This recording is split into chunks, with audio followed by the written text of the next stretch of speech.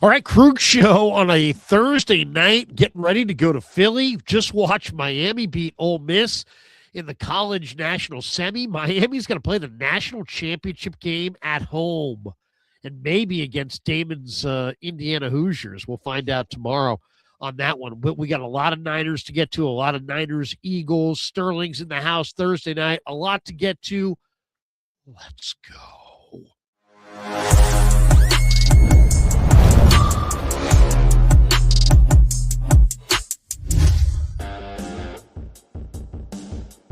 Off and running on the Krug Show, brought to you by Pig and a Pickle. The best barbecue in all of Northern California is Pig and a Pickle. Check them out there in Emeryville. They're in Corte Madera. They're open 7 days a week.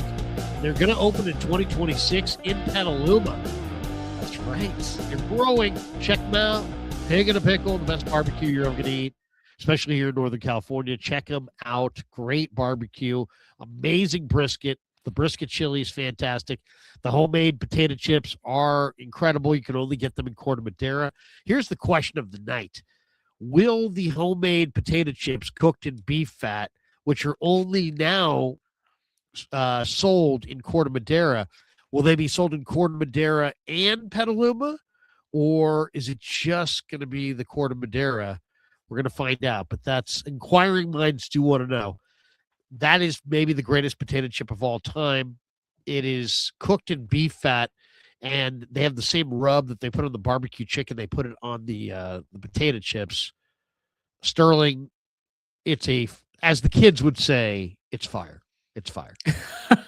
It sounds delicious. So maybe I'll have to get out there to Corte Madera and try some of those chips because my wife made pizza and she used vegan cheese and it was disgusting. So I'm still hungry. So you never know. We're often running, but the national championship semi, just watching this thing, it's funny. I'm the one thing that we can just say, I think definitively, is that we all know that quarterback's important. We all watch a lot of football, but it's really hard for most people to discern who are the good quarterbacks and who are not. Every year, there's a bunch of quarterbacks taken in the first round. And yes, you look at the playoff quarterbacks, 12 of the 14 quarterbacks came out of the first round. Yeah, that's true. But it also, doesn't show you all the incredible number of busts that there are. It seems like there's a lot of busts. There's a lot of guys who can't do it. And so it's always very speculative. And this year, it's considered to be kind of a down year for the quarterbacks. But Fernando Mendoza, who's playing tomorrow in the Peach Bowl, as I mentioned David Bruce before, he'll be there. Tomorrow we'll stream at 9 a.m. He's getting ready to go to the Peach Bowl. And then Dante Moore from Oregon. Ty Simpson from Alabama, I think, went back to school today. Did that happen? I didn't see that. There was some announcement around Ty Simpson today. Either he declared for the draft or decided to go back. I don't know what his situation is there at Bama. But then there's Garrett Nussmeier from LSU, who I saw LSU this year, and I'm telling you, Garrett Nussmeier ain't all that. He's not very good. Then there's John Mateer from Oklahoma. I mean, seriously, LSU had some talent too, and Nussmeier doesn't look to me. I mean, he might be okay, but there's nothing that says, "Oh yeah, get your hands on Nussmeier." Mateer from Oklahoma is kind of fiery, but when he went up against better teams in the SEC late in the year, he looked bad. And then there's the two guys who played tonight, Carson Beck and Trinidad Chambliss. And they're different kinds of prospects, but they're both very intriguing. And I'm more intrigued by the two guys tonight than I am by the rest of this class. I like Mendoza. I really do. I think he's got the most talent. But so I'll definitely think he's number one. But, I mean, Carson Beck is 6'4", 225. He has NFL stature. He completed 74% of his passes for the Canes this year, 27 touchdowns, 10 picks, kind of a lot of picks. But he is exactly the prototype, as far as, what do NFL quarterbacks look like? They look like that. 6'4", 220, loose arm, can really sling it. I've liked him. He started at Georgia, There's people that are critical of him. I just love the way he throws. He's a loose arm guy with a really nice stroke. I think Beck could be really good in the NFL. And then there's Chambliss. And now this guy, is almost the story of the year. First of all, for Lane Kiffin, I was rooting for Ole Miss. I wanted to bet the Canes today, but then I'm rooting for Ole Miss because of the whole thing with Lane Kiffin where he bailed on them, and here they are, making a run to the national championship despite not having their head coach who bailed for greater riches for himself. But Chambliss is really intriguing. He was 23 of 37 tonight, 277 yards. He had a touchdown, 5 runs for -7 yards. Wasn't much of a threat with his legs. Not the biggest guy, Sterling, like 6 feet. He's just not your prototypical NFL quarterback size. He's, shorter than Brock Purdy for sure, about 200 pounds, 6 feet, 200 pounds. But, man, the kid's got moxie. He's got some guts, and he can move, and he can throw on the move. And you saw at the end of the game, with the tears and all, what it means to him. I mean, he is really an emotional player, but he's all in, very, very invested.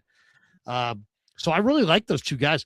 Do you have a quarterback? And I mean, the Niners are hoping that this kind of somewhat subpar, understated quarterback class, which also has guys I think like Drew Aller and Cade Klubnik, and there's a few others for sure that are going to be in this class. But what's your thought on it? What do you like? What quarterback do you have a feel? Because every year all these guys every year. Oh, this guy's the next great guy. That guy's the next great guy. And in reality, there's so many busts, and very few of them are the great next guy. You know what I mean? What do you think? Do you have a favorite quarterback in this upcoming draft? I think it would be Ty Simpson. He feels like a guy that the Rams would draft and stash for a year behind Stafford and just see what that turns into with Sean McVay. However, I do think that Chambliss, who I think is 24 this year, is trying to come back to college and wanting the extra year of eligibility. So he may not be in the fold for teams. But I think of the group, obviously Mendoza, he'll probably go in the first round because quarterback means so much. But I don't think it's crazy to say that this quarterback class is probably the worst in half a decade.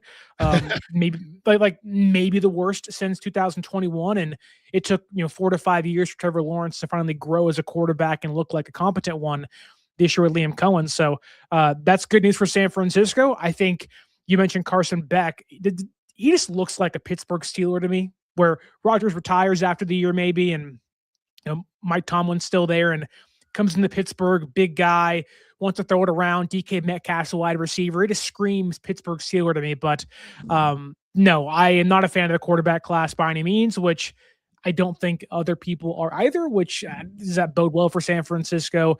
I'm sure it does when it comes to maybe trading away Mac Jones. But other than that, your tackles, your receivers, your linemen are going to be off the board probably before San Francisco picks in the 20s somewhere in the first round. I wonder what kind of money Beck has made so far in college. I mean, he started at Georgia, and then he's been at Miami. He's from Jacksonville.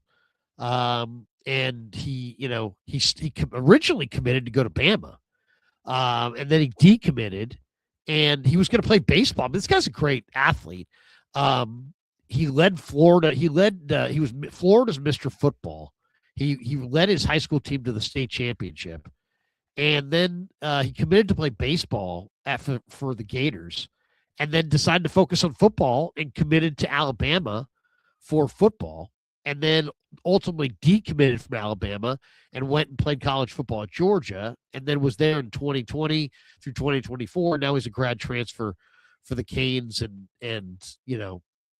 finishing up with the Canes. And man, if he won the national championship, I mean, the guy's got a 36-5 career record as a starter. It's not bad.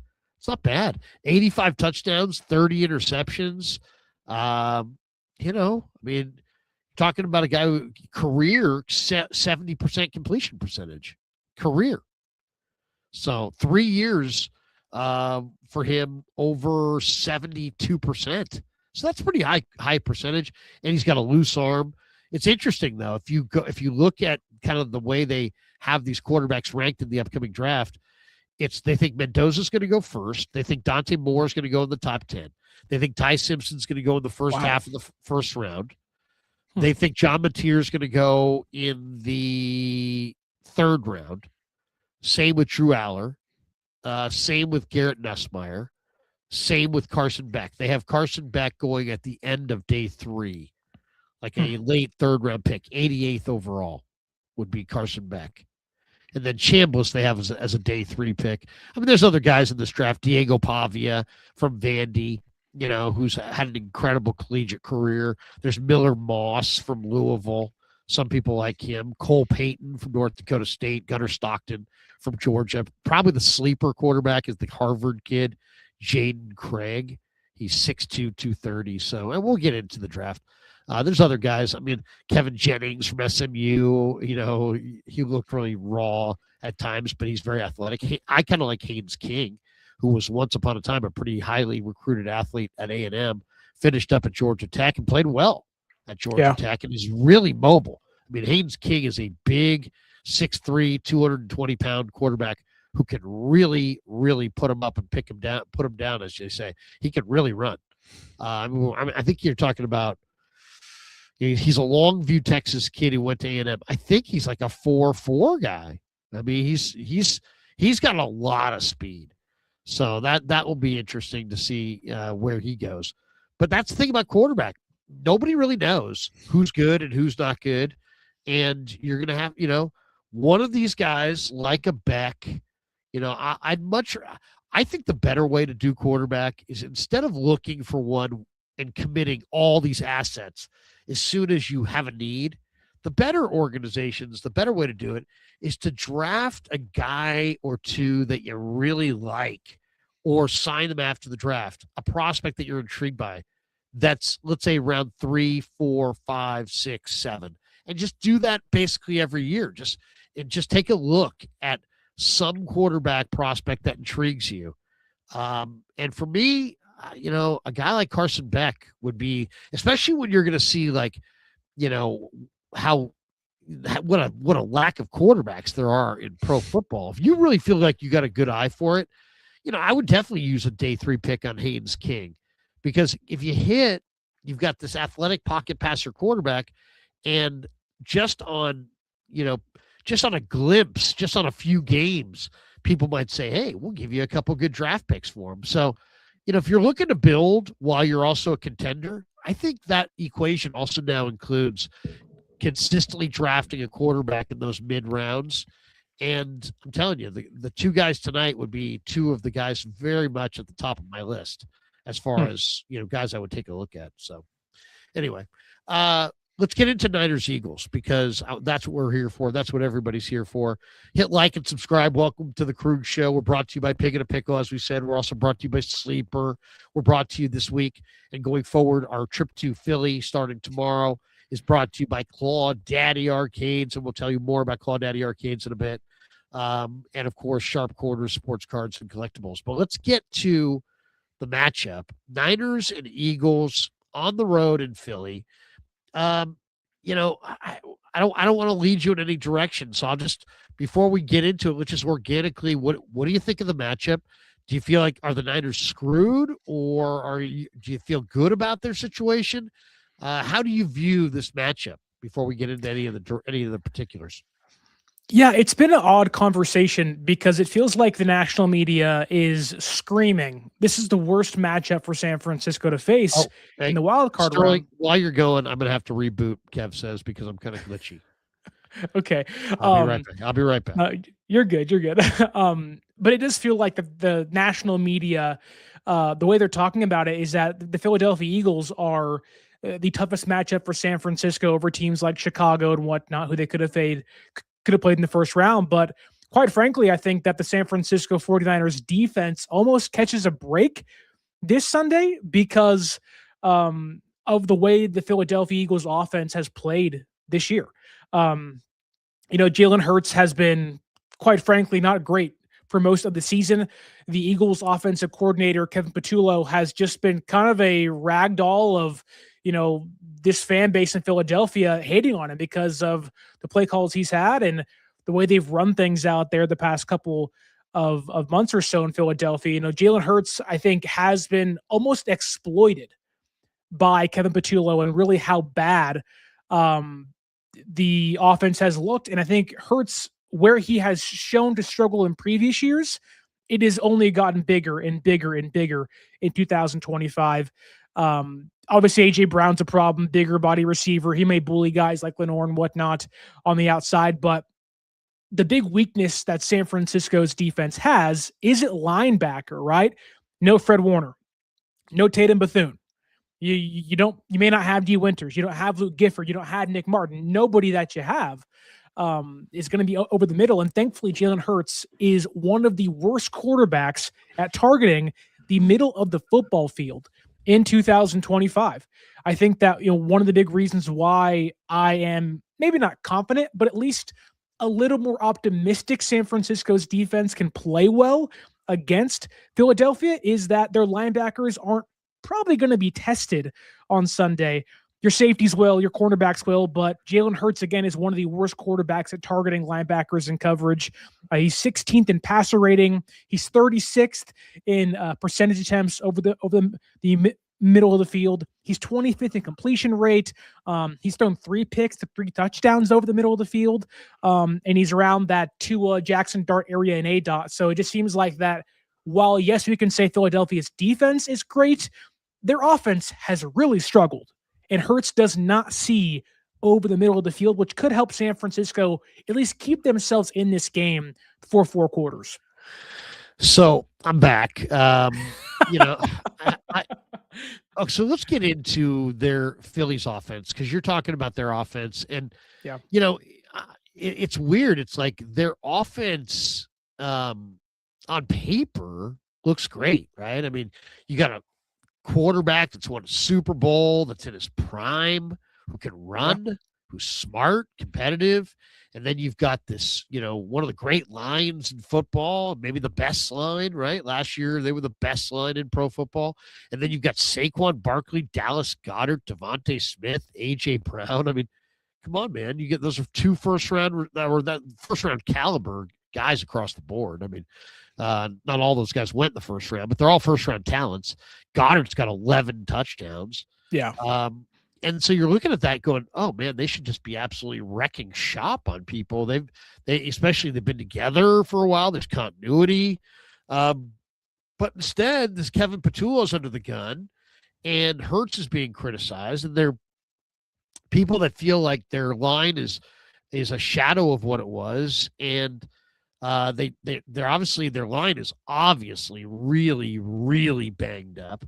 But Sirianni, listened to his players, and they said, hey, we need some time off. And so we gave him some time off, and we'll see how they return in this game. Are they going to be able to run it at the Niners? I mean, watching the Seattle go for 8 yards on first down and watching the Niners miss so many tackles the last few weeks, I just kind of feel like there's at least a 10% chance that this game just starts and it's just Barkley left, Barkley right, Barkley left, Barkley right, then maybe a pass to somebody who's wide open because you got to come up to rally to stop Barkley, and then maybe, then you've got Hurts, in a tush push or some goal line situation.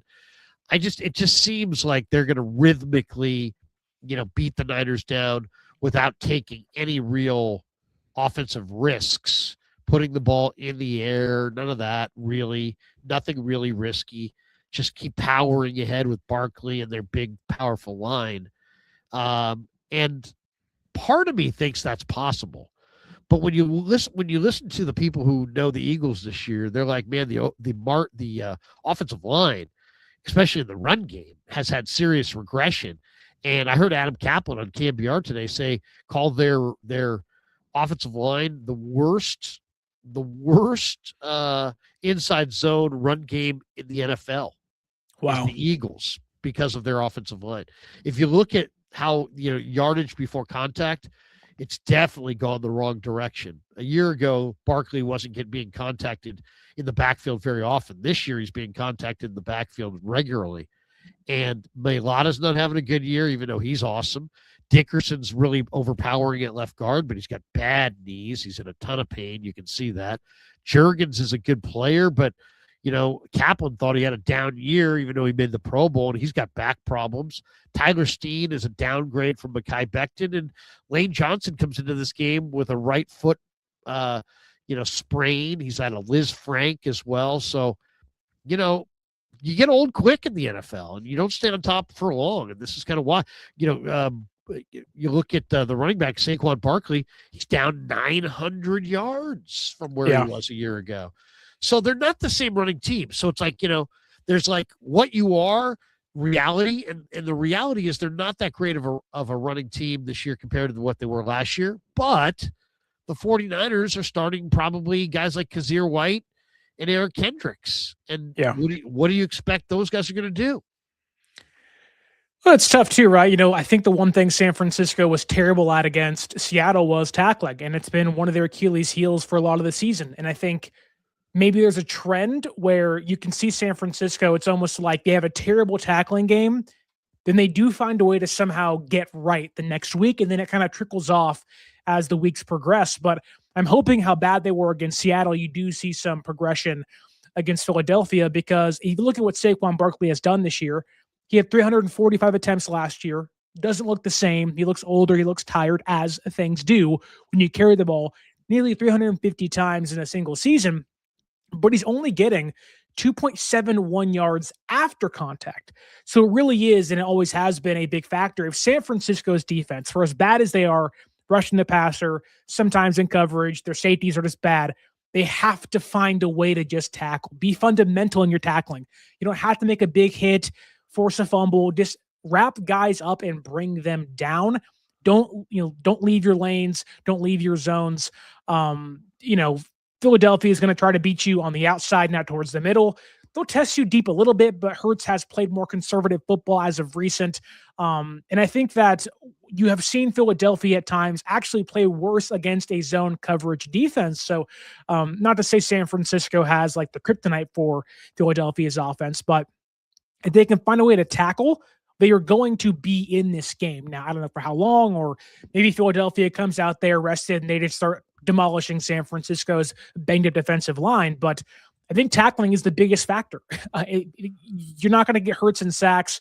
You're not going to get interceptions. But if you can just tackle, you can get yourself in more manageable third downs, which Philadelphia is one of the worst third down offenses in the entire league. So it's really about how do you find those small avenues to victory, tackling, and third downs. That is where San Francisco can somehow find their money in this game. The one thing about Kazir White and Kendricks, they are veterans, and they probably are going to be better tacklers than maybe some of the young guys.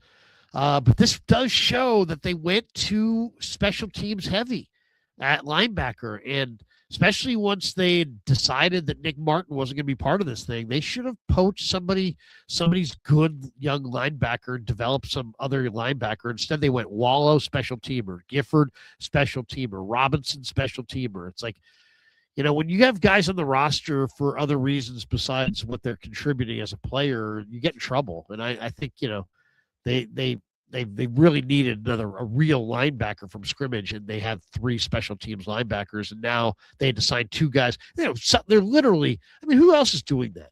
Who else is signing somebody on Wednesday? And man, that guy's going to play on Sunday. If the Eagles were doing that, we'd be like, dude, they're absolutely, the cupboard's bare. Look what they're doing. They're signing guys that were working at Kroger's or whatever, They're signing guys that were working at, 24-hour fitness, on Tuesday, and now they're in the NFL. So it's just, it doesn't look good for sure. And I think that it kind of does reveal that Niners made a mistake. This is the other big question. Ian Rappaport early on Thursday put out Trent Williams' status for Sunday's wild card matchup against the Eagles is in doubt. Now, he said that on a show. He didn't source that or where he got that. But I was at practice today, and he practiced. Yeah. He practiced, and he looked pretty good.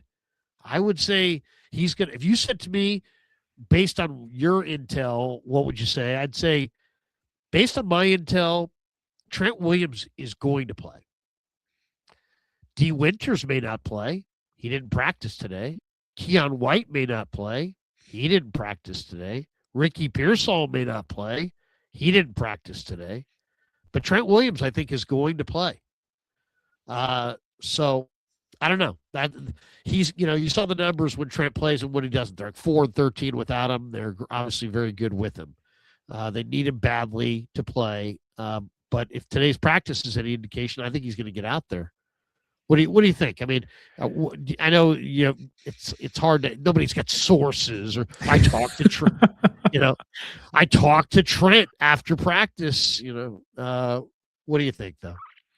Yeah, I think Trent wouldn't practice if he didn't have the intention of playing. I think they would have held him out today and maybe tried tomorrow to get him out there. I don't know what Trent's hamstring feels like. It's his first hamstring pull in nearly 15 years in the NFL, which is crazy to think about. But I think Trent will play. I'm bullish on Pearsall playing, albeit he would help in a big way. But I will tell you this, one of the big reasons among many of them that we saw San Francisco's offense struggle against Seattle was, one, Trent not being able to be a pass blocker, but two, his ability to open the wide zone offense for this team, get out there as a pull blocker on screen passes to Kittle in the flat to guys. That was a big miss for this offense. And Philadelphia, albeit isn't the exact same defense, it is that Vic Fangio-led defense, which McDonald does utilize out there in Seattle. They play light zones and whatnot, or light boxes. And I think having Trent out there as a pull blocker will do wonders for this offense. So I think he plays. I think if San Francisco wants any chance to win this game, he has to play. If he doesn't, this game's basically over. And I don't think it's crazy to say that. That's a major factor, I think, is Trent playing. Is Trent playing? And I think he's going to go. And somebody in the thing is like, oh, Ricky, don't say that Ricky didn't go. Ricky practiced today. There are several reports of him running routes. Reports from who? Because I was there at practice. He did wear a jersey, so there is a chance that he did practice with the team after we left. But he worked on a side field and ran by himself. Yeah. And he wasn't running routes. He was just jogging up and down. He wasn't even cutting sharply or anything. I would say you better check your sources on that. Yeah, I don't want to be like Jim Calhoun, get your facts and then come back and see me. I don't want to be like that harsh, Maria. But I don't think he practiced today. I don't think he practiced. And if he did, he didn't practice when I was looking at him. He was not practicing. He was jogging. But there's another point beyond that. Nick Wagner has this tweet that I think is a pretty good one. And I want to share the screen on this. This is a good thought that we should probably explore for a second. He says, one thing to watch Sunday in 49ers-Eagles matchup, how much the defensive backs can get away with.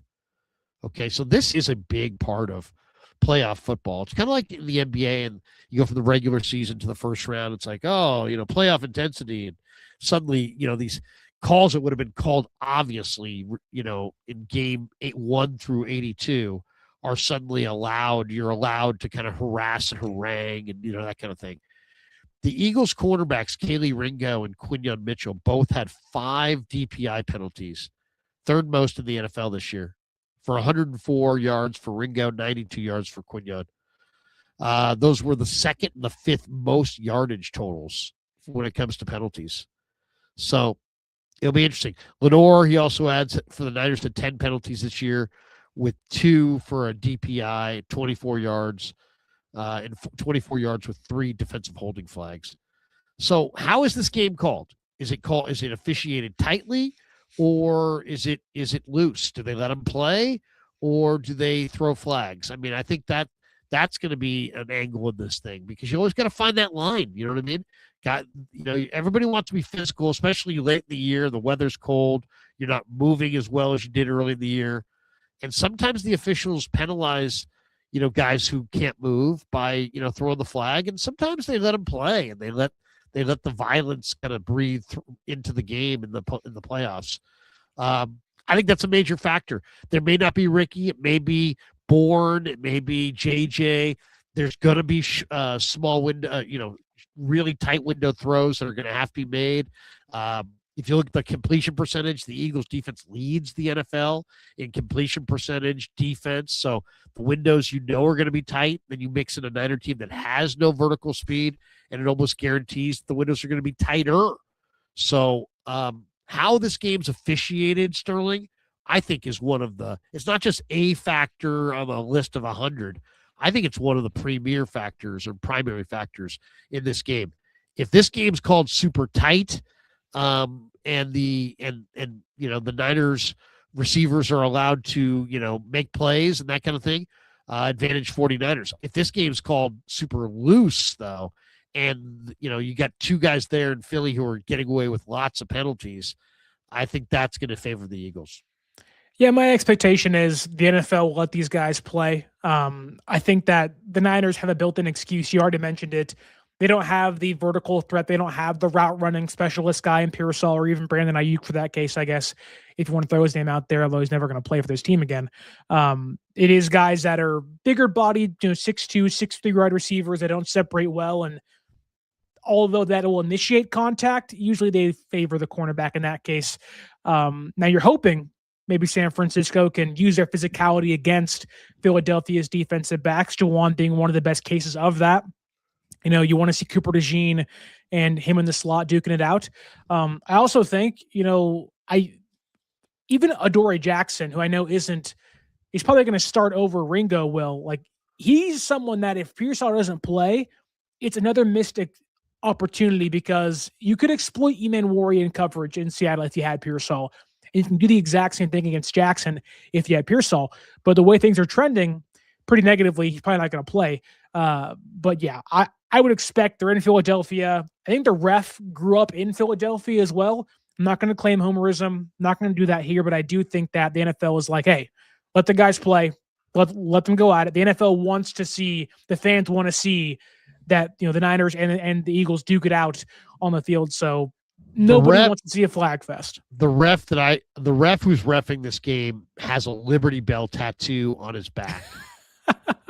And he's got an eagle tattoo on his bicep, and he's got a picture of Harold Carmichael on his neck. No, I mean, Could you imagine, though? If just above the waist. Can you imagine like some super fan became the official? Yeah. Some Eagles super fan. He doesn't realize he's got an Eagles hat on. He goes out there. That would be epic. Yeah, the guys from Williamsport, PA. Very rarely there'll be a text or a chat that just grabs my attention so much so that I get distracted. But this one distracted me. Candace says, I want to see Larry fight Dom at midfield. That would be awesome. Big Dom. Wow. Place your bets now. Big Dom. I could probably get multiple hits in on Big Dom, but Big Dom's tight with Sirianni. I think Sirianni's probably the real tough guy there. It's not Big All it Dom. takes is one boop to the nose and he'll be ejected real quick. Pull a Dre Greenlaw, boop him right in the nose. Hot rumor is that Sirianni is Big Dom's bodyguard, not the other way around. Not the other way around. Okay. No, I'm just joking. We should tell everybody Sleeper. 49er football season is presented by Sleeper, the fastest growing fantasy platform in the world. It's a one-stop shop. You get blazing fast news, real-time stats, group chat, season-long leagues, and of course, Sleeper picks. For daily fantasy, use promo code Larry. Very easy to remember. And Sleeper will match your first deposit up to $100. Links in the description. Terms and conditions do apply. And thanks to Sleeper for being a proud sponsor of the Krug Show. You ready, Sterling, to pick a sleeper lineup? Let's for do Niners, Eagles. Let's, as Upton Stout said on draft day, let's do this. Let's do this. Then Lynch is like, yeah, let's do this. I think he called Jed York coach in the call. He's like, now we're going to put you on with our owner. And then Jed York's like, hey, man, welcome to the Bay. We're glad to have you. We're really excited to have you. He's like, all right, coach. Love you, coach. I couldn't imagine Jed roaming the sideline, calling out plays on the call sheet, or being like Robert Saleh and yelling at the defense with like ripping his shirt off mid-play because he's so excited. I could not see Jed doing that whatsoever. It would be epic if Jed fired Kasarik and replaced him with himself. Did you imagine the Niner D-line meetings after that? It's like out goes Kasarik, who's dipping and is, playing at Texas Tech, and and now here comes this billionaire, son of a billionaire. It would just be unbelievable. It'd be a great movie. My favorite Kasarik quote is being at training camp, and you just hear him off in the distance, ass down, ass down. You're like, what is happening? In the corner, they're out there with the pads and the shuttle boards. You're like, what is going on? And all you're hearing is ass down, ass down. It's like, I think I want you guys to get your ass down, because he's one of the best coaches out there. He's such a beaut, man. He's such a beaut. About 4 weeks ago, I'm at a practice, and you got AC/DC Back in Black, like just on like decibel level 98, just Back in Black, just super loud. And Chris is out there, and he's sweating. He's got the t-shirt, it's kind of ripped, and he's taking the guys through their paces. And he's like, come on, come on. I hear him say, come on. and then all of a sudden, guys like kind of look up, and he goes and gets his can of whatever he's dipping, Kodiak or something. He's like, and then he's like, Rob, he's talking to Robert Beal. He's like, Rob, I need it from you, Rob. And then Rob he's down in a 3-point stance, and he get off the ball, and he's like, get there. And he's like, and then, he's like, Kasarik doesn't like the fact that Robert Beal waist steps. There's a little too much this. He actually steps back before he steps forward. So when Kasarik knows that, like we're watching or whatever, sometimes he will literally stand behind Beal and put his foot, and sometimes you'll get like a 2x4 and put a 2x4 behind Beal's back foot so that Beal can't go back and then forward. He wants him only going forward. Bryce Huff only goes forward. He doesn't come back and go forward. You know what I mean? Yeah. And it's little stuff like that is the difference between making a lot of money in this league and getting drubbed out of the league in a short amount of time. And it's just what makes him a great coach, but he's into it. You know what I mean? And he's so fiery. Can the 49ers stop Saquon Barkley in this game? Or, was last week an aberration? They couldn't stop K9. They couldn't stop Charbonnet. You can't play football at any level. 1st and 10, 2nd and 2. 1st and 10, 2nd and 2. It does not work. You can't play 2nd and 2. You're just going to get roasted down the field on big pass plays. You're going to get confused. Your guys are going to start getting confused. It's demoralizing. Can the Niners stand up to Saquon Barkley? Or, because to me, if that's the first punch of this fight, right? And if the Niners can't defend Barkley, none of the other stuff's going to matter much. Right. You know what I mean? Because then they're just going to get Barkley all day. Yeah, it's one of the big tests, obviously, for San Francisco. And I think, again, that comes down to tackling. Can you get Philadelphia into a 2-8, a 2-7, and then obviously a 3-5 and whatnot?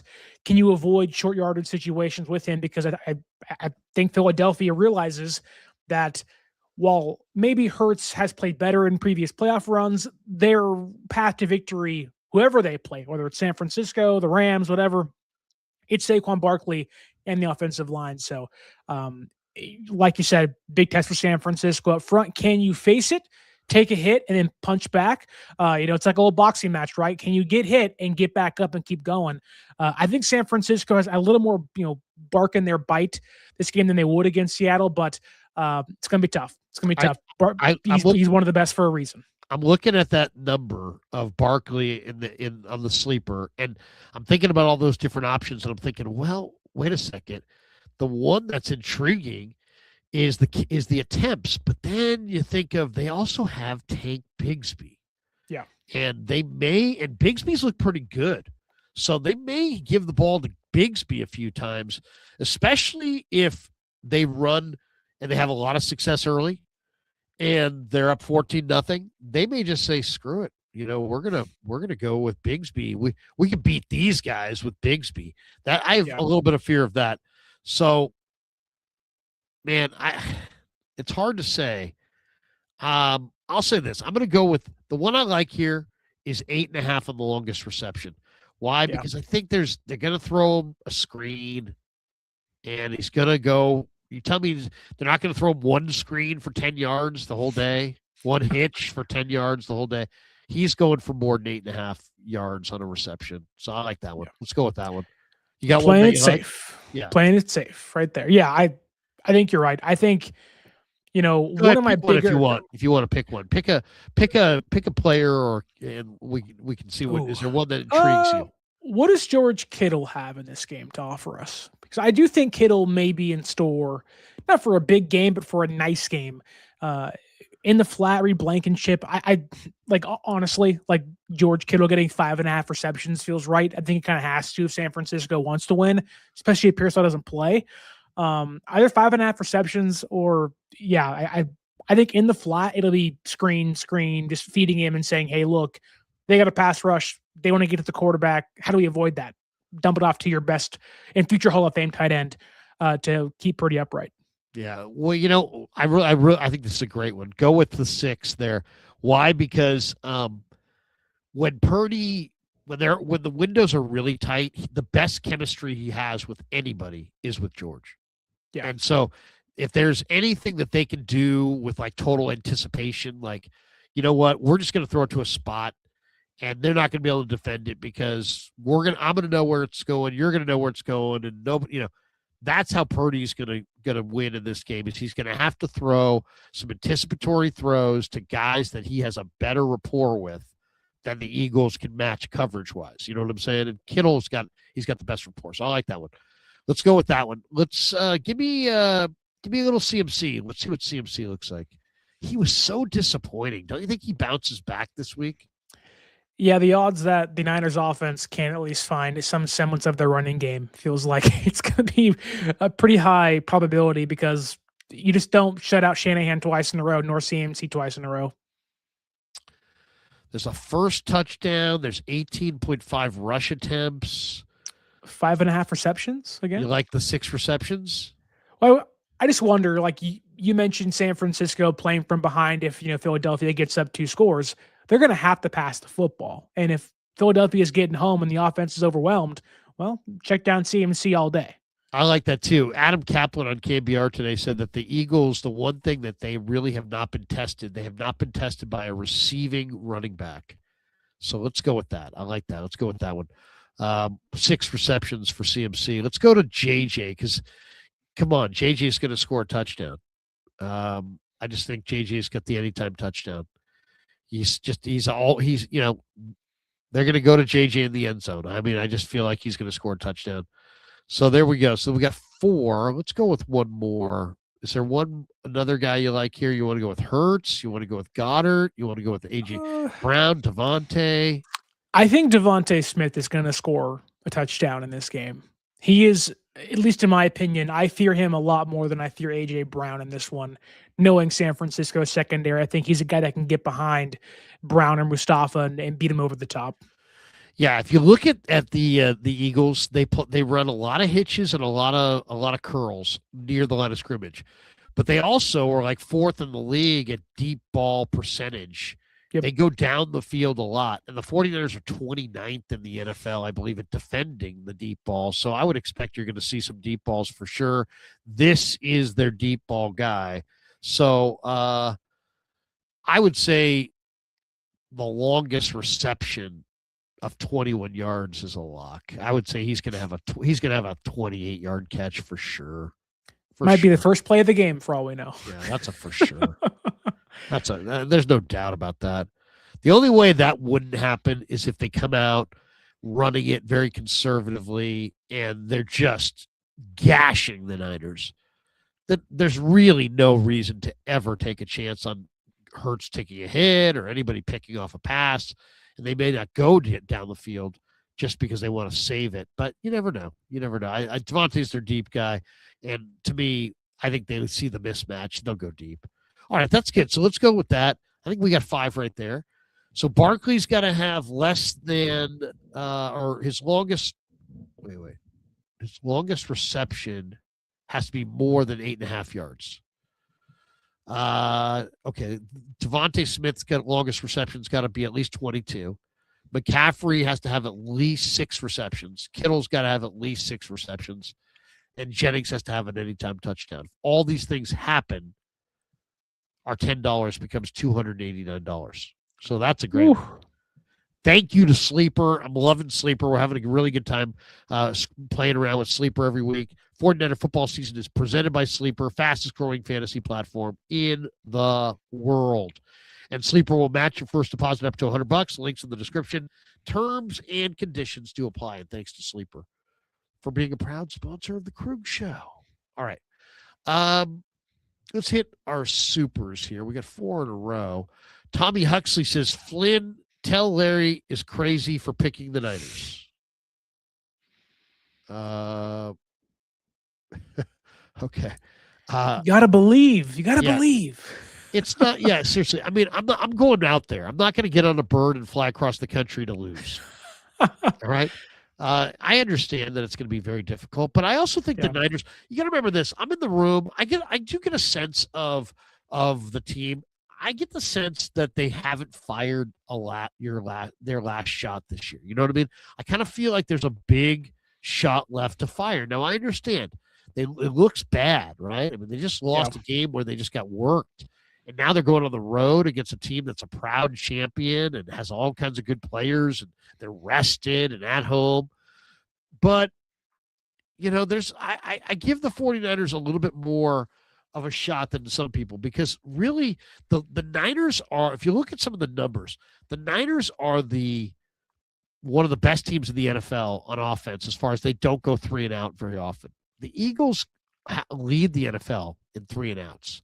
Yep. All it's going to take is the Eagles to go 3 and out 2 out of 3 series, and the 49ers to make a few plays, and all of a sudden they've got 13 points.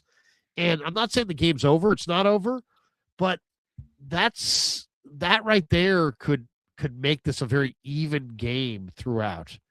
And, you know, Shanahan is a really good offensive coach. Purdy's a really good quarterback. Even though they lost last week and they got snuffed out, he still played pretty well. He's still playing really, really well. I don't know. They're going to have to be able to run it for sure. You know, the one thing I was hoping for, and I don't know if it's possible, but man, look at the way the Bears ran it on them on Black Friday, where they ran for 281 and 6 yards a pop. That was the Eagles, and that was the day after Thanksgiving this season. We're not talking about forever ago. We're talking about and we saw the Bears, and the Bears are good. Don't get me wrong, but Christian McCaffrey's pretty good, and you know Brian Robinson's pretty good, and the 49ers, you know, if they could run the ball in this game, and maybe they got a pass to set up the run, but if they can run the ball in this game, you know, and if they can pass protect a little bit, give Purdy just a little time to throw, I think they can pull the upset. I really do. I don't think it's a tough town. Philly's a tough town to repeat in. It's like there's so much scrutiny. I really think there's so much scrutiny that these guys are going to boo Patullo and turn super negative if the Niners lead. If the Niners lead 13-3 at halftime, there's going to be a chorus of loud boos, and those guys may tighten up. Well, it's funny you mention that, because if you look at the stats this year, Philadelphia ranks 9th in the NFL in first half scoring. However, as the game goes on, they're 26th in the NFL, and they're already the 19th highest scoring offense. So they're not putting up many points in general, and their scoring tanks to near the bottom 10 in football in the second half. So going back to that boxing analogy, if San Francisco can just survive the first half, and albeit, you know, they're going to get exhausted and hopefully they can, you know, withstand, they have a good chance that they can stay in the game past the first half. They can win this. Now, obviously, like I said, it's going to be tough. It's an uphill climb, but I think there is a magic number for San Francisco.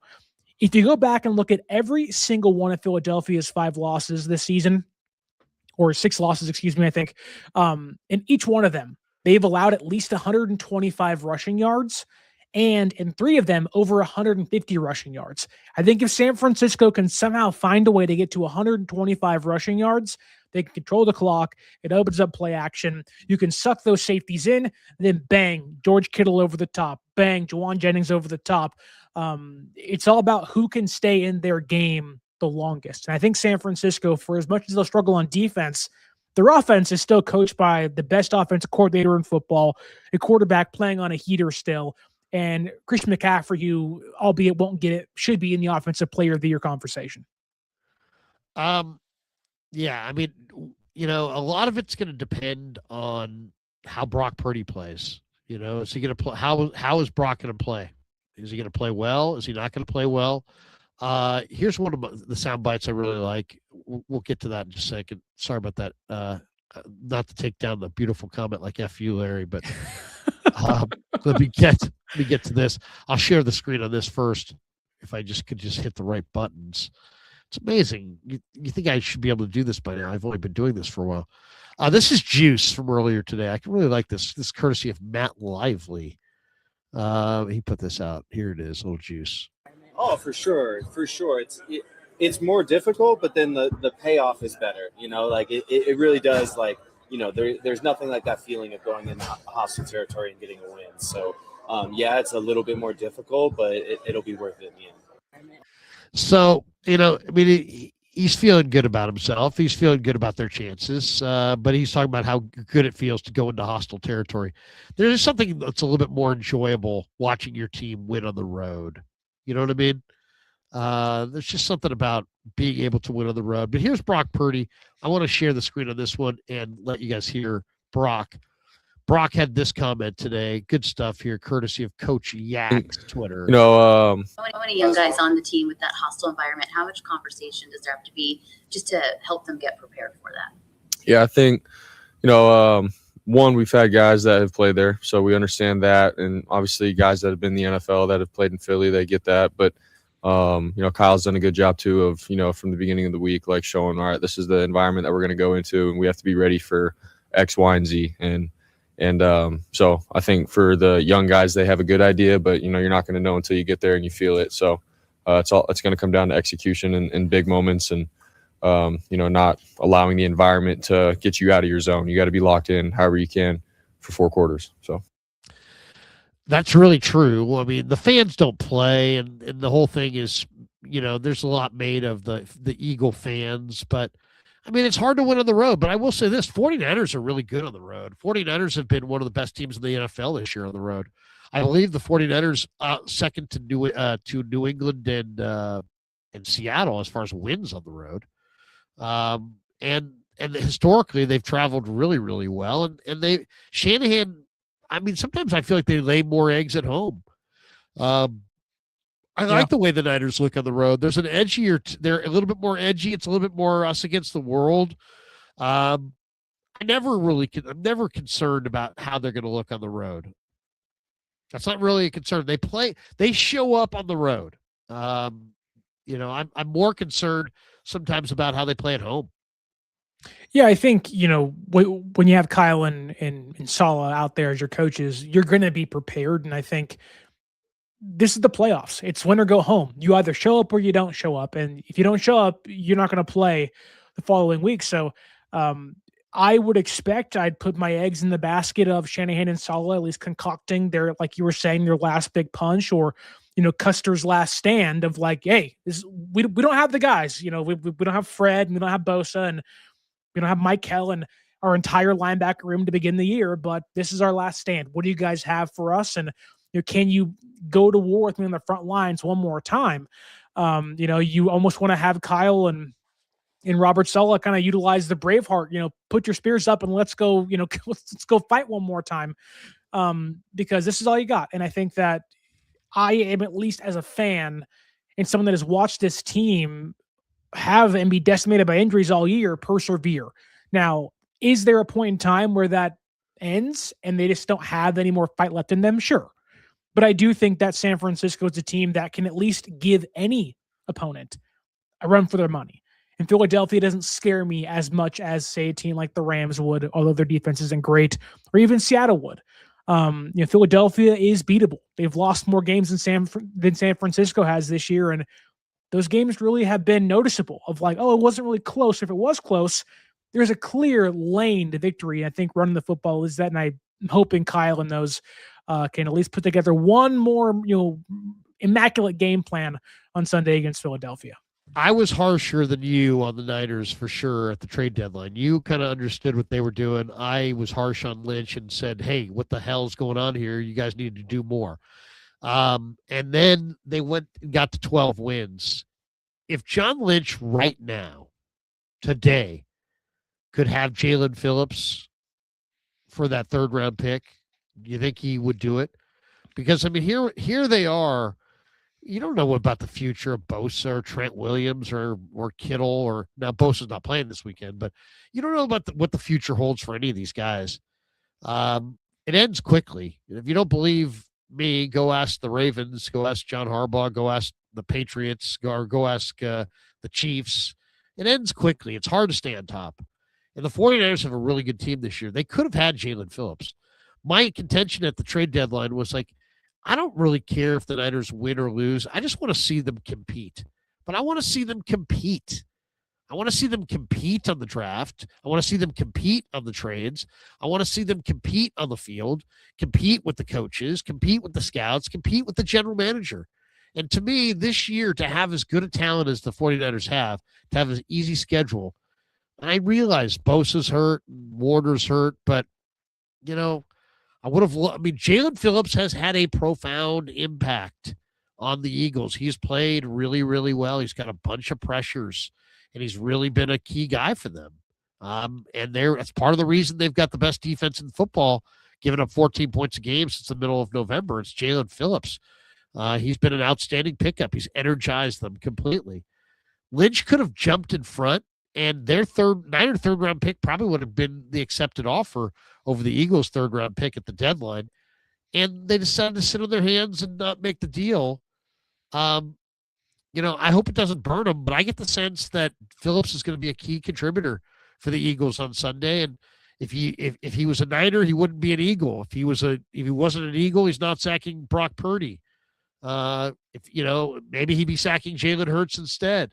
I kind of feel like they're a little bit reticent to fully compete, aggressively at the deadline. Annoys the shit out of me. I'll be completely honest about it, because they've got third-round picks coming out of their ears. They got all kinds of assistant coaches that are going to sign other places, and they're going to keep getting compensatory picks because of the free agent situation, allowing guys to walk away.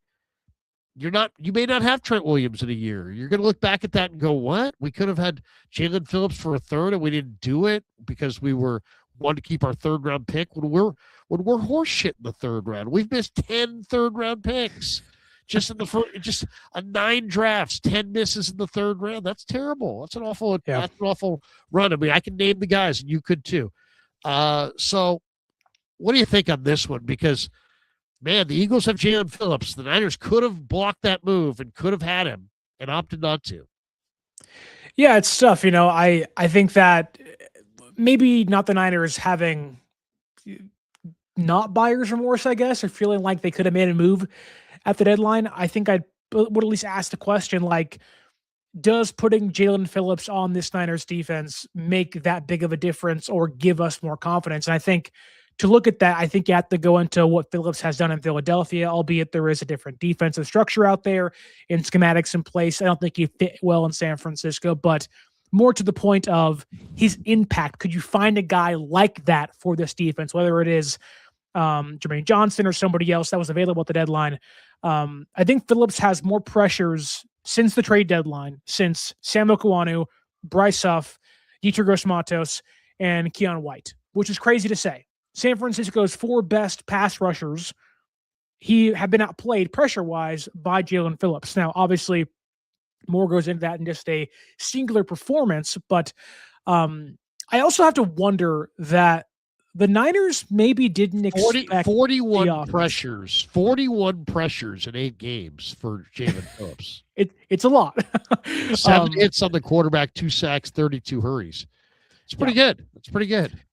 I also wonder though, and this was my thought leaving the Bears game of like, did the Niners think that Brock Purdy had this second kind of burst in him to end the season? They didn't know what the toe was going to look like. They could have brought him back, and Mac Jones is playing quarterback at this point in the year. Not to say they punted. It was more of just like, we're banking on the quarterback coming back and hopefully saving us. But I wonder if they didn't even think this was possible, which maybe it goes back into your theory of like, go all in, or at least, be more aggressive and capitalize while you can. But I wonder, they won, 6 games in a row. They didn't think they'd be a 12-win team. Who did? I think if you ask John, at the deadline, you're vying for the number 1 seed at week 18. He'd have been like, you're freaking crazy. So I do wonder if there was at least some questioning as, to how much the offense could put forward, and do they have a legitimate chance to be the number 1 seed? I don't think they believed that. I think it's why they were okay passing at the deadline and saying, look, we have some guys here that we think we can work with, albeit aren't going to give us, some amazing play, but it's good enough to get by, maybe not good enough to win, which I think is maybe where me and you have our differences. But I think it's where John and Kyle kind of drew that line in the sand of, do you want to get Phillips, or do you want to sit back and just see where things go? Let's do a little exercise I did with Chase Sr. For a segment that's going to run Saturday on KBR. Okay. We played Who's Better? A little Who's Better. Okay. It's a real complex game. I named 2 people, and you tell me who's better. All right, here we go. Jordan Mailata, Trent Williams. This year, Trent Williams. What you're saying all time though, Jordan Mailata? No, I meant like with Trent being injured right now, up to the back second. on What you're saying is to this minute, up to the minute, Trent Williams. Yes, you're not saying that Trent wasn't good a couple years ago. You're saying no. Trent's been phenomenal. You're just saying Trent. Okay. George Kittle, Dallas Goedert. George Kittle. Dallas Goedert has 11 touchdowns this year. I know what you're saying, but that's pretty. He's a pretty safety impressive. valve. Yeah. Saquon Barkley as your number 1 back. Great receiver, great runner, CMC. Ooh. I think I would pick Saquon, just less tread on the tires. Yeah, I think I'd pick Saquon. Better secondary back, B-Rob or Tank Bigsby? Well, if they'd actually give Brian Robinson some carries, we can actually decide if that's I think I would say probably Tank Bigsby. Yeah, Bigsby gets it for me. Bigsby gets it. More of a money receiver, Devontae Smith or Jawan Jennings? This year, Devontae for sure. 1,000 yards. He's been incredible this year for them. Better quarterback, Jalen Hurts, Brock Purdy. Brock Purdy. Probably by a lot, to be honest with you. Better defensive coordinator, Vic Fangio, Robert Saleh. Ooh, wow. Yeah. I think I'd pick I'm Vic. bringing the heat now. Yeah, I think I'd pick Vic Fangio. Better backup tight end, Jake Tonjes, Cam Latu. Oh, I mean, come on. Wow. I'll take that. Braden Willis for 5,000, please. It's Grant Calcaterra. These Eagles fans go, hey, man, this Grant Calcaterra, man. Don't forget about Grant Calcaterra. Better head coach, Shanahan or Sirianni? Oh, it's Kyle Shanahan by far. So, okay. Better linebacker, Fred Warner, Zach Bond. Fred Warner. Better defensive end, Nick Bosa, Jalen Phillips. Oh, Nick Bosa. Okay. Better nickel, Upton Stout, Cooper DeJean. Cooper DeJean. Better number 1 corner, Demo Lenore, Quinyon Mitchell. Oh, Quinyon by far. I love Demo, but it's Quinyon. Okay, so and then better GM, Howie Roseman, John Lynch. Oh, it's Howie. He's the best in football. What do you got against John Lynch? No, I'm just joking. Those third-round draft picks are burning away. That's the problem. Why do you gotta do John that way? Why do you gotta be that way? Hey, John's doing himself that way and the team. Let's see here. I think we have this one from Baldy. Baldy was asked the same question on a Philly show. Who's better between you can have Hurts and Sirianni, or you can have Purdy and Shanahan? You just already told me, and I agree with you, that Purdy's better than Hurts and that Shanahan's better than Sirianni. And we think we know ball, right? Don't we? But Baldy also knows ball. So does he agree with us? Let's see what he says. Baldy is the general manager, and he has his pick of two to start his franchise with one quarterback head coach combo or the other. Either it is Shanahan or Purdy, or it is Sirianni and Hurts. Which one would you pick? It wouldn't even be close. It'd be Sirianni and Hurts. We're talking about, two guys that have been to 2 Super Bowls, won one, and been to other big games and been in the playoffs every single year together. That's not even. I wouldn't even have a debate with that. Really? You wouldn't even have a debate? Not even a debate. So how One much? guy's done it. What's that? One guy's done it. One guy's trying to do it. One guy's trying to get over the hump. One guy's trying to. No, when you've done it and you've been there, they never take that away. It never goes off your resume. That's what it's all about. I suppose one of the things building a franchise is that when you're head coach, just the way I would think about it on the other side, if your head coach is the guy, is also the offense guy, you're not doing this thing every year where you are chasing offensive coordinators and sort of chasing consistency. And that advantage, I think, is a pretty strong one in Shanahan's favor. Well, I mean, look, Shane Steichen left in large part because of Jalen's success. Yeah. I mean, these guys are getting jobs because Jalen's good. And he knows how to lead, and he knows how to play in big games. So, I mean, that's why they haven't had a lot of consistency there. They've had to replace a lot of guys over the years, but that's okay. I mean, that's part of the business. Kyle's lost a lot of good coaches too over the years. Yep. So it's to be expected. But I mean, look, he's a great mind, and we need Kyle Shanahan in this league. We need Brock Purdy in this league. Like, we need great coaches, great coordinators. We need great quarterbacks. Otherwise, this league is like unwatchable.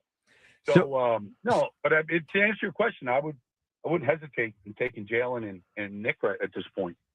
Baldy. All right, so there you go. There's Baldy, and I love Baldy, and you can hear Baldy on 95.7 The Game, and I'm a Baldy. I'm a Baldy man. Okay, not necessarily a bald man yet, but I'm a Baldy. Give it some time. But I'm a Baldy guy. And I understand where he's going with this. But let's push back a little bit. By that measuring stick, then Brad Johnson and Trent Dilfer are better than Dan Marino and Jim Kelly because they did it. No. No other debate needed. No other analysis. We're closing our ears. I'm not going to listen. It was like that was like the prosecutor in the Duke lacrosse case. Remember that guy was like, I'm not listening to any evidence that that guy was such a crook. Anyway, I mean, come on. It's not as simple as that. You just can't be that simple. This guy won it. These guys haven't won it. Sirianni's better. Really? So Sirianni's better than every single coach that never won the Super Bowl. And Jalen Hurts is better than every quarterback that's never won the Super Bowl? Really? Like, you telling me, Baldy, if Buffalo calls right now and says, hey, you know what? We are tired of trying to win the Super Bowl with this guy. We want somebody who's already done it. We'll give you Josh Allen for Jalen Hurts. And you're going to say, no. Our guy's done it. Your guy hasn't. We want a guy who's done it. I don't even know what this even means, but done it. They've done it. That's a catch on the sideline. First down. What if I secretly want to be an NFL ref? That's a false. They've been terrible this year, so Baldy. the jobs are open. Giving them the business. That's holding. face mask. No, but I mean, come on, man. You can't be that simple. Purdy's way better than Hurts. Come on. It's obvious. Do we need to go? Do we have to bust out the numbers?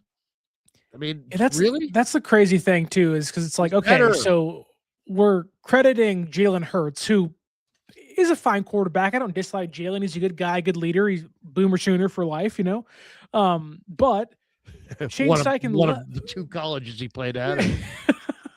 but like we're in a way discrediting what Shane Steichen has done by saying he got a job because of what Hurts did. There's a reason why when Steichen left, there was kind of a little bit of an off season for Philadelphia. Then they go get Kellen Moore. Then they bring in Kellen Moore. They win the Super Bowl, and then he leaves, and then he goes out there. And Tyler Shugg looks pretty good out there in New Orleans. Not to say Jalen's I don't know. He's not a system quarterback by any means, but it's like a lot of players have Super Bowls and they're deserving of them by a wide margin. But it's like, really, like you were saying, Lamar Jackson, Joe Burrow, Josh Allen. You can go on and on. Jared Goff, like Jordan Love, like half the entire bracket this year hasn't won a Super Bowl, and I think Jalen Hurts is probably the second worst quarterback in the NFC this season. I don't think it's crazy to say that much. You know what's hilarious is that there's this other, poll that I saw, and it was like a graphic on Twitter, and it was like the best head coach and quarterback duos in the playoffs, right? Going into the playoffs. So according to Baldy, Shanahan's probably considered one of the best coaches going, and Purdy's definitely one of the hottest young quarterbacks going, and yet he's saying Sirianni and Hurts are better. On this list, here are how they ranked the best head coach and quarterback duos. We'll see how many you can get in a row. Who's number 1? That's in the playoffs. In the playoffs right now, I'm sure it's probably McVay and Stafford. Yep, McVay and Stafford. See, Sterling knows his ball. Number 1, McVay, Stafford. Number 1. Who's number 2 on the list? It's a little bit of a surprise, but it's based on how they played this year. I'll give you that hint. Based on how they played this year, I mean, so it's really like in the moments, like that makes me think it's either Bo Nix and Sean Payton, or it's Vrabel and Drake May. So let's do Vrabel and Drake May. Vrabel and Drake May, number 2. Okay, number 3 on the list. Do you want to guess? It's probably Kyle and Brock Purdy. Kyle and Brock Purdy.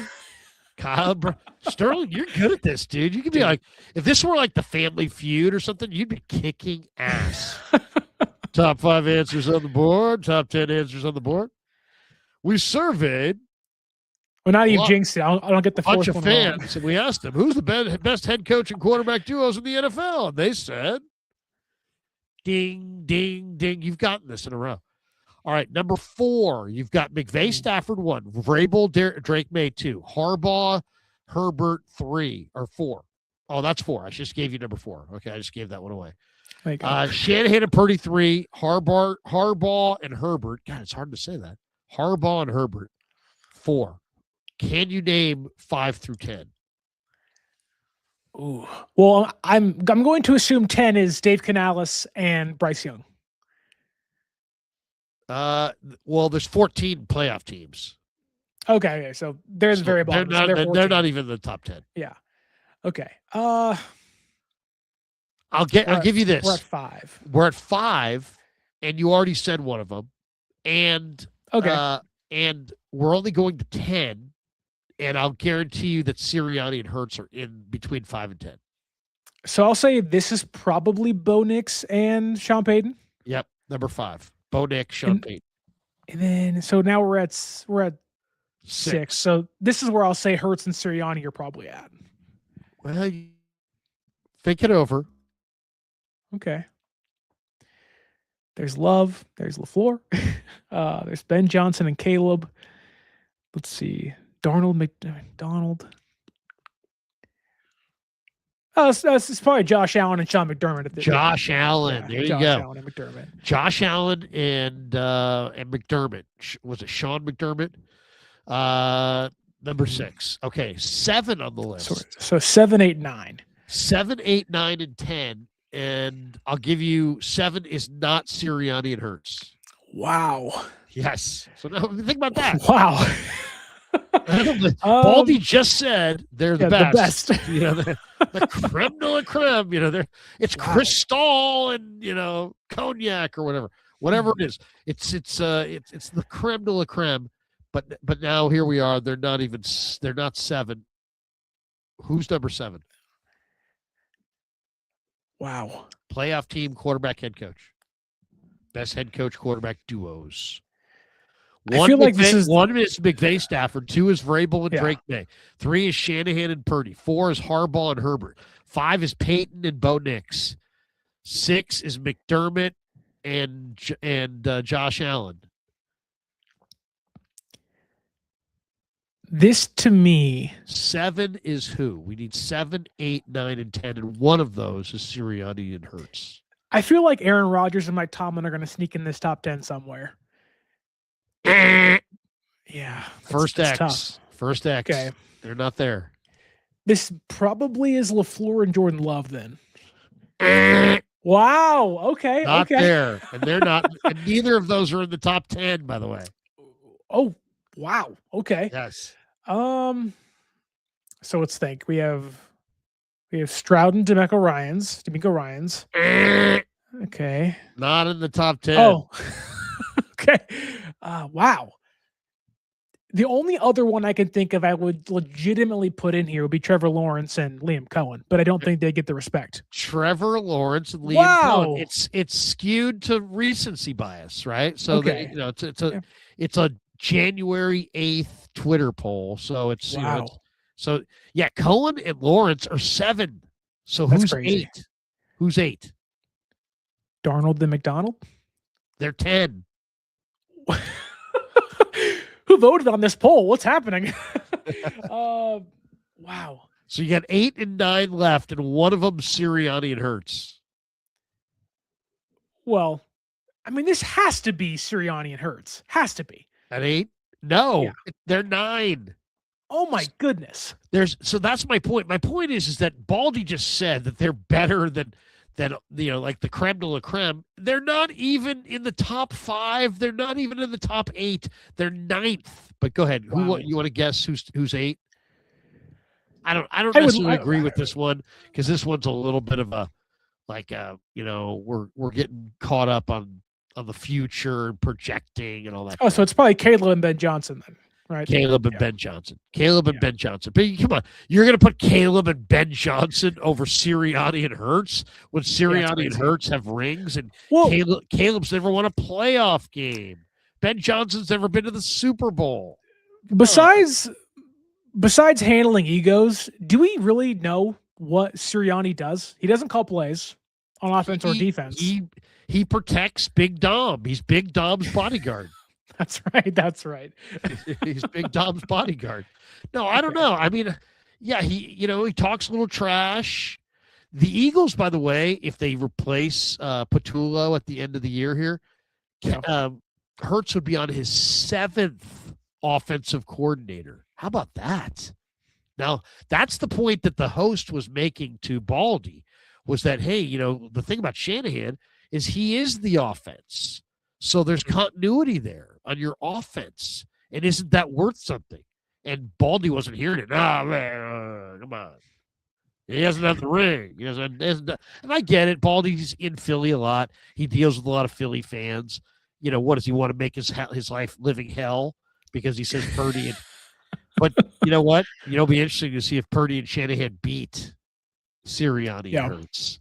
Yeah, I'll have to re-ask him that question. Yeah, maybe next time he comes on 95.7 the game, you drop that. Hey, Baldy, just to revisit. Ooh, I'll be there for that. Let me know when that's going to be there. Let me know when that's going to be on. I'll check that out. All right, let's tell everybody that in addition to the fact that we are brought to you by Pig and a Pickle, and we just did our sleeper lineup, we are going to Philly tomorrow. Kevin and I are boarding the bird, and we're going to Philly courtesy of Claudaddy Arcades. Claudaddy Arcades is sponsoring our trip to Philly this weekend. They've got locations in San Diego, LA, Palmdale, Visalia, Fresno, Modesto, and Capitola. coming north, the ultimate destination for claw machine gaming and prize play. They're bringing family fun and entertainment to communities across California. So he's a great follow on Instagram at claw_daddy_arcades to find a location near you. Big thanks to Claw Daddy Arcades for supporting the Krug Show's trip to Philly. And also thanks to Sharp Corner Sports Cards and Collectibles, 205 Cypress Avenue in Pacific Grove, California, along the Monterey Peninsula. The great Anthony Catania has also helped us quite a bit. He's at 831-521-5264, or you can connect with him via Instagram at Sharp Corners 831 on the gram. All right, couple more thoughts I want to share with you, and tell me what you think. One, I heard Adam Kaplan today say that the Philly O-line is the worst inside zone run game in the NFL. And it's probably because they're banged up on the offensive line. I thought that was kind of interesting. But the one thing that's really undoubted is that Vic Fangio is a great defensive coordinator. And there was something that came up this week that I thought was kind of interesting, and I thought you'd be the perfect person to talk to about it. And that is, Shanahan was asked, hey, were you ever close to hiring Vic? And he's like, well, he was always had he had another team that he was working for at the time in all these situations that he couldn't get away from. But Shanahan made it seem like I think he went on to say, I really liked Vic's defense. Vic is considered one of the best defensive coordinators in football, if not the best. And he's had the upper hand on Shanahan in 4 games recently. They haven't played since 2018. And Shanahan's always had the worst quarterback, but he's held Shanahan teams under 20 every single time, and sometimes under 10. But one of the things that Shanahan said was that, no, like, oh, would you consider changing your scheme for Vic? He's like, I've always loved Vic's scheme. But Vic runs a 3-4 scheme, and the Niners run a 4-3 defense with the wide 9 and Kasarik. I don't think that Kasarik and Fangio necessarily coexist on the same defensive staff. So if the Niners, they have Saleh, but let's just say Saleh gets the job somewhere. And today the Ravens asked to talk to him. Arizona, there's a bunch of teams: Baltimore, Tennessee, Arizona, Atlanta, Tennessee. 4 teams asked to talk to Saleh. If Saleh bolts at the end of the year, I think most people think Gus Bradley will be the new DC. Yeah, but if it came down to a day where Fangio was available, would you rather keep Kasarik in the wide 9 and the 4-3, or transition to Fangio? And invariably, that means switching to a 3-4. Well, I think my first question would be, how does that impact Nick Bosa and Fred Warner? It probably impacts Fred a heck of a lot less than it would Nick Bosa. And I think if there weren't ties to Bosa, I would say, yeah, do it. It obviously works. I think you're seeing more teams run that Fangio-style defense. McDonald does it in Seattle. You see other teams adapt to it. And I think, in a couple years, I don't know how old, how long Vic wants to coach for, but if Nick Bosa isn't here in a couple years or whatever reason, things don't go well with and they have to depart, I think a lot of San Francisco's scheme is tied to the players they have, though. And I think if they weren't tied to Nick Bosa, I think they would be open to changing it.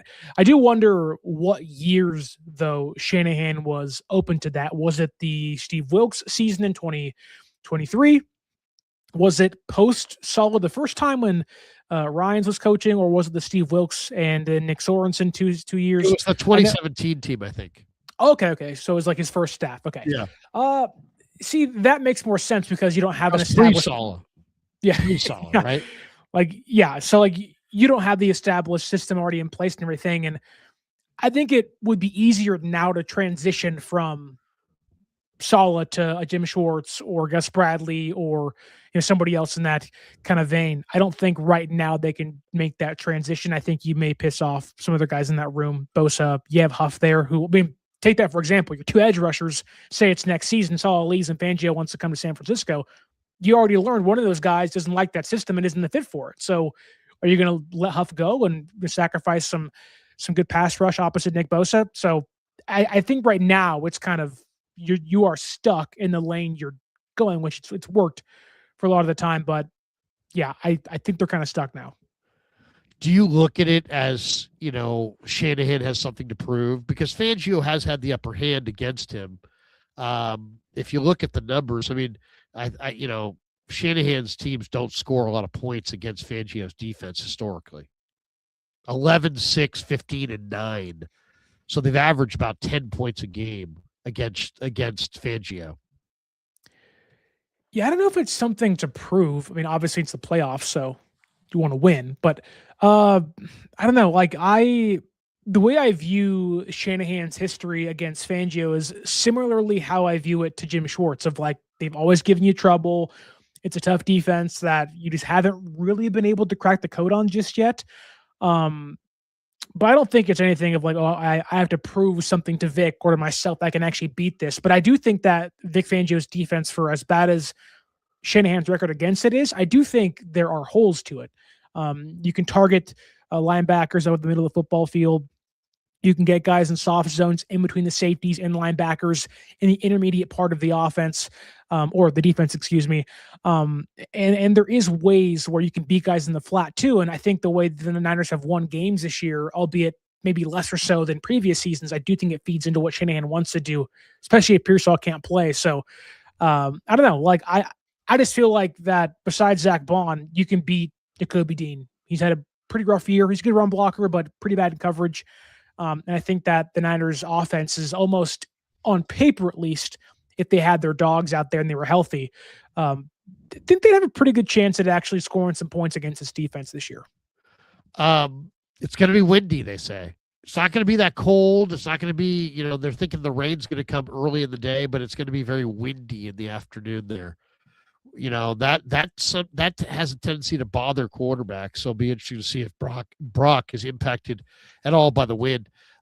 D. Winters didn't practice today. Luke Gifford didn't practice, and he did practice yesterday. He was limited.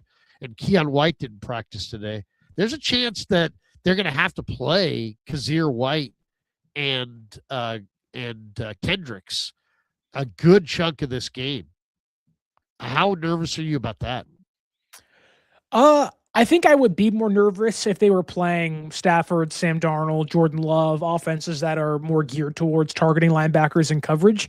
Obviously, Philadelphia's offense has their own problems. They just don't target the middle of the football field. Hurts has a hard time seeing it. Patullo just doesn't call plays on the intermediate. He's one of the worst passing quarterbacks targeting linebackers and coverage as well. So I think I'd be more nervous if they were playing a more Shanahan-esque, McVay-esque, Kubiak-esque offense. But because they're not, and a lot of their offense is targeted more towards the boundaries and the seams, I think it actually at least gives me a little more optimism that San Francisco's defense has a chance in this one.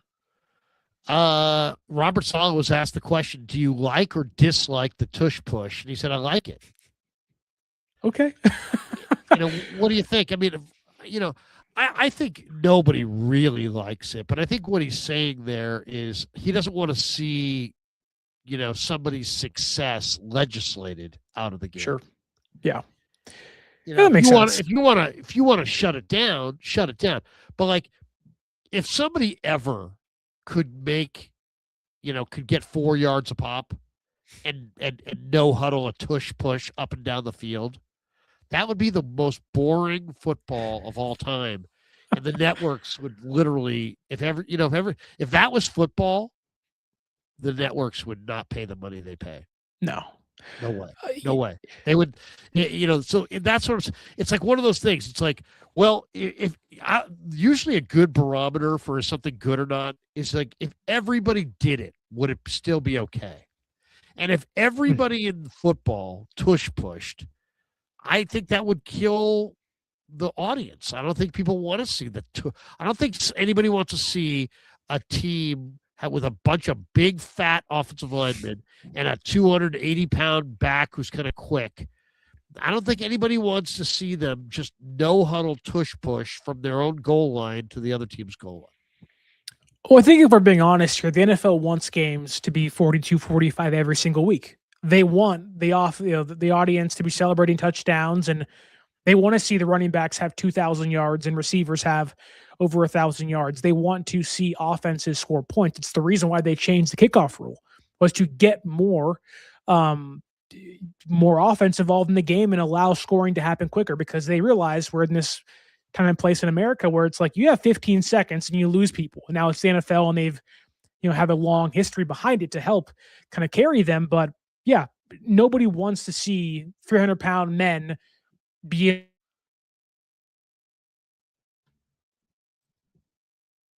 Uh-oh.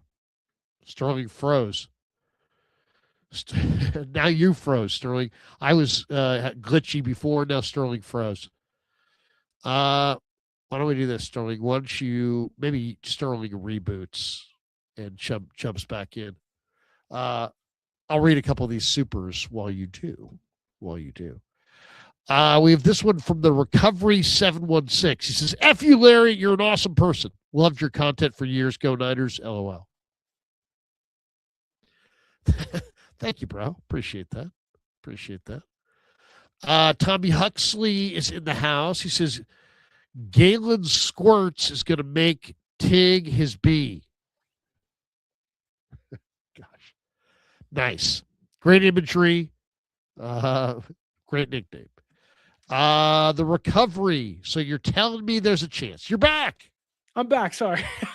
Go ahead. Finish your point. No, I was just going to say that I think the NFL is in a place where they want offense, and the tush push is going to, kind of put a stranglehold on that, and they don't want that. They want points. They want fast-paced offenses, and they want to, see fans cheering and whatnot. So if you have a bunch of guys tush pushing, I'm going to change the channel, basically. Exactly. The Recovery said, so you're telling me there's a chance. Yes, there is a chance. There's always a chance. Austin Bishop, could you go through your wild card weekend picks? We will. We absolutely will. Ooh. We'll finish up with that next.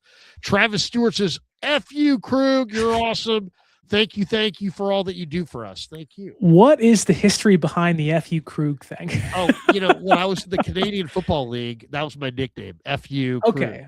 Okay. And he'd be like, fuck you, Larry. Fuck you. It's a lively bunch tonight in the chat. And so I told that story. And whenever I run into guys from that 94 Gold Miners team, they're always like, hey, it's F you, Larry. And I'm like, hey, thanks, bro. I appreciate it. But it was a term of endearment. All right, let's roll through the games this weekend. And this is courtesy of Habas Law. We will make our picks here. Thank you to Habas Law for being a proud sponsor of the Krug Show. 1-800-INJURED. They will fight to make it right. Habas Law. Outstanding PI attorneys. If you've been injured and you want to win, there's only one call to make. Habas Law. Visit habaslaw.com. 1-800-INJURED. They will fight to make it right. Thanks to Habas Law for being a proud sponsor of the Krug Show. All right, let's go with some picks here. Why don't we start?